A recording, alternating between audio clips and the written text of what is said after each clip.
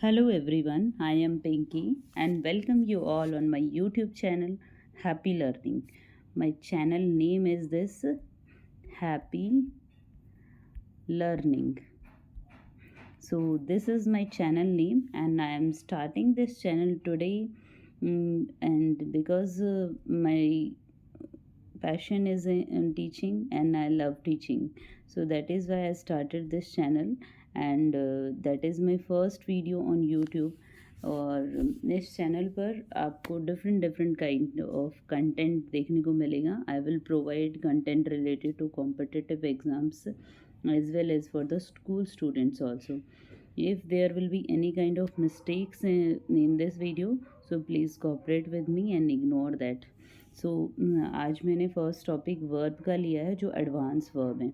इसमें most of बच्चों को थोड़ा डाउट होता है तो मैंने इसलिए इस टॉपिक को चूज़ किया है. तो I will try my level best to clear your doubts of this topic. And आइए शुरू करते हैं हम इस टॉपिक को. जो हमारी एडवांस वर्ब होती हैं 4 टाइप्स की होती हैं: finite verb, non finite verb, transitive verb and intransitive verb. इस वीडियो के अंदर हम फर्स्ट 2 को कंप्लीट करेंगे, finite verb and non finite verbs को, और नेक्स्ट 2 को हम नेक्स्ट वीडियोस में कवर करेंगे. बट यहाँ पर हम लोग इसका इंट्रोडक्शन ले लेते हैं कि क्या होती हैं ये चारों वर्ब. जो फाइनाइट वर्ब हैं ये सेंटेंस में मेन वर्ब का काम करती हैं, और जो नॉन फाइनाइट वर्ब हैं ये फर्दर 3 टाइप से डिफाइंड होती हैं जिसमें कि हमारी इन्फिनेटिव, जेरंड और पार्टिसिपल आते हैं. और जो ट्रांजिटिव वर्ब हैं ये सेंटेंस के अंदर ऑब्जेक्ट कंटेन करती हैं और वाई और whom का आंसर देने वाली वर्ब होती हैं. क्या और किसको का आंसर देने वाली होती हैं. जैसे कि आपने बहुत सारे टीचर्स से सुना भी होगा, क्या और किसको का उत्तर देने वाली जो वर्ब होती है उसको ट्रांजिटिव वर्ब कहते हैं. इसी को हम समझेंगे. और इन ट्रांजिटिव वर्ब जो ऑब्जेक्ट कंटेन नहीं करती हैं और जो सेंटेंस के अंदर क्या और किसको का, व्हाट एंड whom का आंसर नहीं देती हैं, वो हमारी इनट्रांजिटिव वर्ब होती हैं. तो नेक्स्ट हम लोग स्टार्ट करते हैं फाइनाइट वर्ब. फाइनाइट वर्ब जो होती हैं वो सेंटेंस के अंदर मेन वर्ब का काम करती हैं और ये सेंटेंस में subject, number, person and tense को डिफ़ाइन करती हैं. जैसे कि यहाँ पर मैंने 2 एग्जांपल लिए हैं. We are playing, I live in India. तो यहाँ फर्स्ट सेंटेंस के अंदर जो प्लेइंग है और यहाँ पर जो लिव हैं ये हमारे टेंस को भी, पर्सन को भी डिफ़ाइन कर रही है. जैसे बहुत सारे लोग खेल रहे हैं तो यहाँ पर इसलिए वी आर आया है और प्लेइंग आया है, तो यहाँ पर टेंस हमारा पता चल रहा है हमें, प्रेजेंट टेंस है. इसी तरह सेकंड सेंटेंस में आई लिव इन इंडिया है, तो यहाँ पर इसमें भी हमें टेंस और नंबर्स का पता चल रहा है. तो इसी तरीके से फाइनाइट वर्ब काम करती हैं. नेक्स्ट है हमारा नॉन फाइनाइट वर्ब, जो बिल्कुल फाइनाइट वर्ब के बिल्कुल अपोजिट वर्ब करती हैं. और मैंने इस वीडियो के अंदर जो भी वर्ब्स लिए हैं ये आई मीन जिनको डिफ़ाइन किया है इनको बहुत ही शॉर्टली डिफ़ाइन किया, बहुत ही टू द पॉइंट. जैसे कि यहाँ पर मैंने मेन वर्ब लिखा है, यहाँ पर सब्जेक्ट लिखा है और पर्सन लिखा है. तो ये मैंने इतना छोटे में इसलिए लिया है ताकि आप लोग टू द पॉइंट इसको समझ सकें और ज़्यादा पज़ल ना हो. क्योंकि जब हम बड़ी बड़ी डेफिनेशंस लिख देते हैं तो बच्चे पज़ल हो जाते हैं कि ये वर्ब हैं क्या. तो इसलिए मैंने इसको बहुत ही सिंपल वे में समझाने की कोशिश की है. I hope you will understand it in a better way.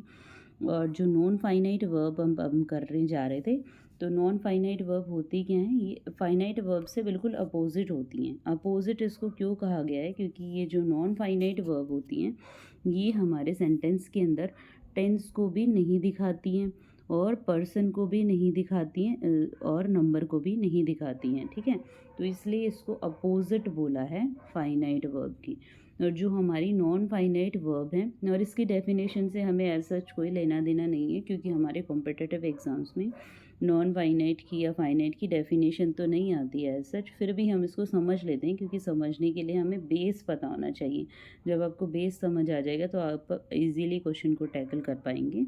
तो हमारी ये जो नॉन फाइनाइट वर्ब होती है 3 टाइप की होती है: इन्फिनेटिव, जेरंड और पार्टिसिपल. इन्हीं को हम आगे पढ़ेंगे कि इन्फिनेटिव क्या होता है, जेरंड क्या होता है, पार्टिसिपल क्या होता है. जो इन्फिनेटिव होता है ना ये 2 टाइप का होता है. एक तो होता है बेयर इन्फिनेटिव और एक होता है टू इन्फिनेटिव. Sorry infinitive. तो जो इन्फिनेटिव होता है ना वो टू प्लस वर्ब की फर्स्ट फॉर्म होता है, और जो पेयर इन्फिनेटिव होता है उसमें सिर्फ वर्ब की फर्स्ट फॉर्म उसमें सिर्फ वर्ब की फर्स्ट फॉर्म होती है, ठीक है। और जो सॉरी पेयर इन्फिनेटिव सिर्फ वर्ब की फर्स्ट फॉर्म होती है, और जो इन्फिनेटिव होता है ये टू प्लस वर्ब की फर्स्ट फॉर्म होती है। तो टू प्लस वर्ब की फर्स्ट फॉर्म वैसे तो देखो सेंटेंस के अंदर आती है तो किस तरीके से काम करती है, नाउन की तरह जब काम करती है ना तो वो हमारा इन्फिनेटिव होता है। जैसे कि मैंने यहाँ पर दो सेंटेंस लिए हैं, to walk is healthy for us, कि वॉकिंग करना हमारे लिए, हमारी हेल्थ के लिए अच्छा होता है। तो ये हमारा जो टू वॉक है यहाँ पे सेंटेंस के अंदर नाउन की तरह काम कर रहा है, ठीक है, इसलिए इसको हम इन्फिनेटिव बोल रहे हैं, ठीक है। टू एयर इज़ ह्यूमन, ये आप बहुत ही कॉमन सेंटेंस है, आप लोग नॉर्मली भी सुनते रहते हैं, टीचर्स को सुनते हैं, बहुत बार बोलते हैं जब बच्चों से कोई गलती हो जाती है, फिर किसी टीचर से कोई गलती हो जाती है तो बोलते हैं टू एयर इज़ ह्यूमन। तो ये जो यहाँ पर टू एयर है, ये जो है इन्फिनेटिव का काम कर रहा है, आई मीन नाउन का काम कर रहा है, इसलिए ये इन्फिनेटिव है।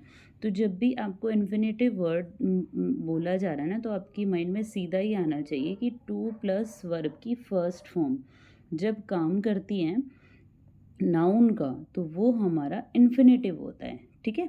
तो इसी तरीके से हम नेक्स्ट समझेंगे जिससे कि आपको इनका डिफरेंस पता चलेगा कि ये होती क्या है। अब मैंने बताया कि एक बेयर इन्फिनेटिव भी होता है, जो बेयर इन्फिनेटिव होता है उसमें सिर्फ V1 होती है, वर्ब की फर्स्ट फॉर्म होती है, वो नाउन की तरह काम करती है, तो वो बेयर इन्फिनेटिव होता है, राइट।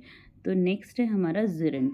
यहाँ पे जो वर्ब की फर्स्ट फॉर्म है इसके साथ आईएनजी, वर्ब के फर्स्ट फॉर्म के साथ जब आईएनजी आता है और वो नाउन का काम करता है, कभी कभी सब्जेक्ट के रूप में, कभी कभी ऑब्जेक्ट के रूप में, तो वो हमारा जिरंड होता है, ठीक है। तो इस तरीके से हमारी सेंटेंस के अंदर हम लोग वर्ब को पहचान कर हम लोग उसको समझ सकते हैं कि वो किस तरीके से काम कर रही हैं। तो हम लोग जिरंड को समझ पाएंगे और ये इन्फिनेटिव को समझ पाएंगे, ठीक है।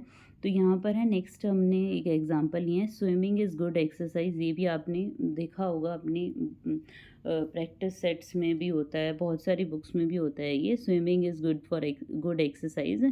ये यहाँ पर जो सेंटेंस है इसके अंदर जो स्विमिंग वर्ड है ये नाउन है और ये सब्जेक्ट का काम कर रहे हैं, तो इसलिए यहाँ पर स्विम प्लस आईएनजी, तो वर्ब की फर्स्ट फॉर्म प्लस आईएनजी है और ये नाउन का काम कर रहा है, इस वजह से इसको हम क्या बोल रहे हैं, जिरंड बोल रहे हैं, ठीक है। तो इस तरीके से हम इनको आइडेंटिफाई कर सकते हैं कि जब वर्ब में आईएनजी वर्क करे नाउन का, ठीक है, और वो नाउन कभी कभी सब्जेक्ट के रूप में भी आ सकता है और ऑब्जेक्ट के रूप में भी आ सकता है, ठीक है।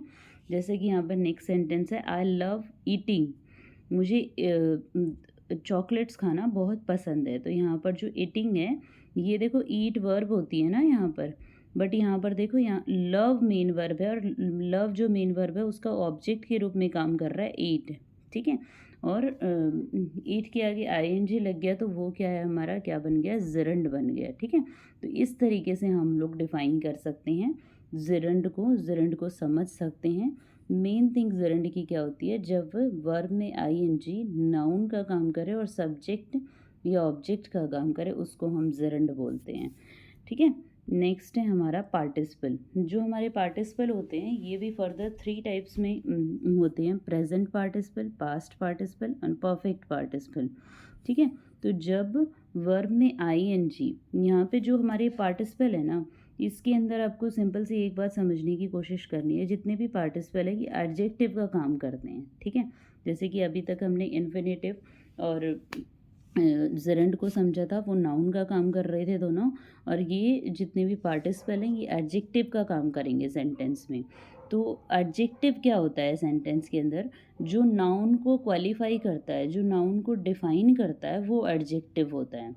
और नाउन क्या होता है, नाउन नेमिंग वर्ड होता है, जो किसी भी थिंग का, एनिमल का नेम होता है, किसी भी सेंटेंस के अंदर सब्जेक्ट का काम करता है उसको हम नाउन बोलते हैं, ठीक है।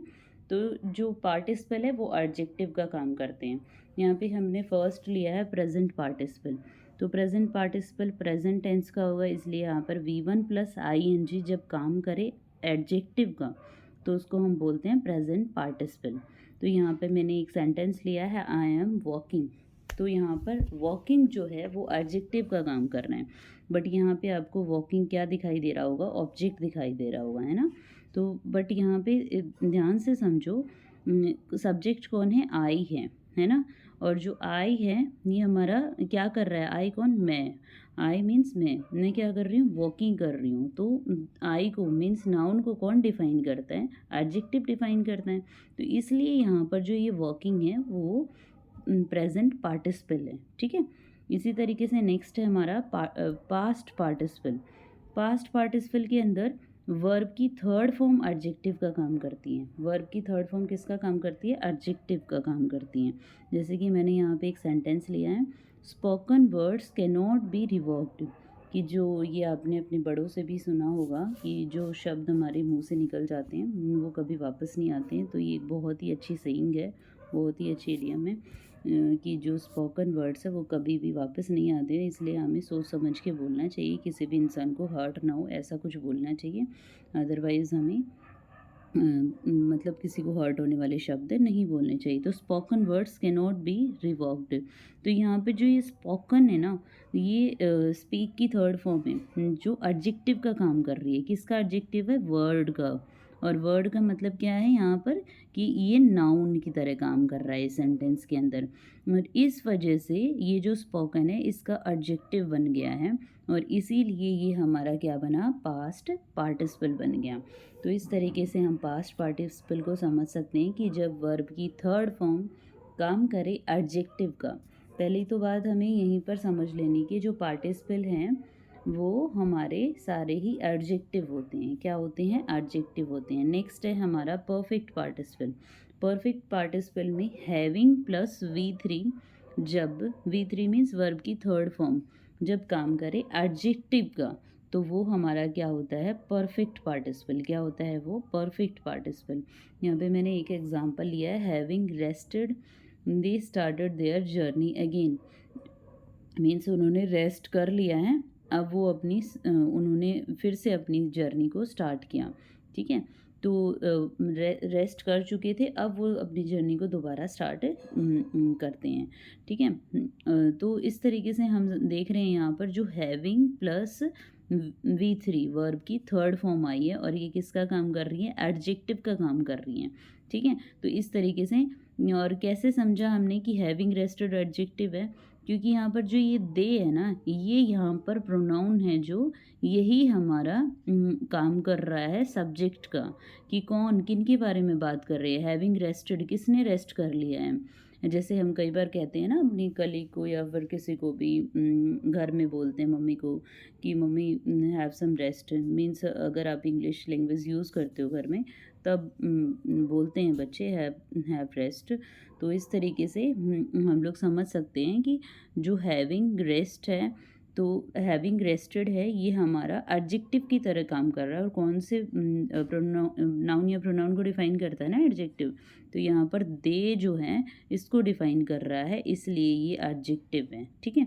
तो इस तरीके से हम परफेक्ट पार्टिसिपल देख रहे हैं कि verb having plus V3 verb की थर्ड फॉर्म जब एडजेक्टिव का काम करती है तो वो हमारे परफेक्ट पार्टिसिपल होता है, ठीक है। तो दैट्स ऑल फॉर टुडे। और मैंने इस टॉपिक को फुली कवर नहीं किया है, मैंने थोड़ा इसको आपको बेसिक इंट्रो दिया है, बट ये बहुत ही कॉमन और बहुत ही अच्छा टॉपिक है जिसमें एग्ज़ाम में उलझाया जाता है, ठीक है। तो मैं इसको आगे भी और वीडियोस में कवर करूँगी और इसको अच्छे से डेप्थ में करवाऊँगी, तो जिससे और आगे आने वाली वीडियोस में हम एग्जांपल्स भी लेंगे ज़्यादा से ज़्यादा। अभी तो मैंने 1-2 एग्जांपल्स लिए थे क्योंकि ये बिगनिंग है इसकी, इसलिए, ठीक है। तो थैंक्स फॉर वॉचिंग। और अगर आपको वे ऑफ टीचिंग अच्छा लगा हो तो लाइक कीजिएगा, like and subscribe my channel and support me. Thank you for watching. Thanks a lot.